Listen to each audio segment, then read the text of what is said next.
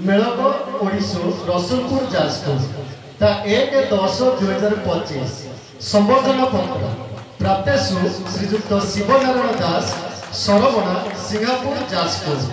माननीयु पिता स्वर्गत कुलमणि दास और माता कुंती दास का संतान भाव में आपण जुलाई 7 1954 मसीह ए धरापृष्ठ अवतरण करते जड़े ढोलक हारमोनियम और तबला वादक भाव में बेस जनाशुना आपण कला संस्कृति क्षेत्र में पूर्वपुरुष दायती हिसाब से बहु पौराणिक काल्पनिक और ऐतिहासिक नाटक में अभिनय कर बेस प्रसिद्ध लाभ कर आम मंचरे अभिनीत रक्त चाबुक नाटकर सेनापति भूमिका अभिनय कर जो कला प्रदर्शन कर स्मरणीय हे दिव्य आत्मा आपण जड़े बहुमुखी प्रतिभाधारी व्यक्ति को आम अनुष्ठान संबंधित कर आम निजक धन्य मन कर दीर्घ निरामय जीवन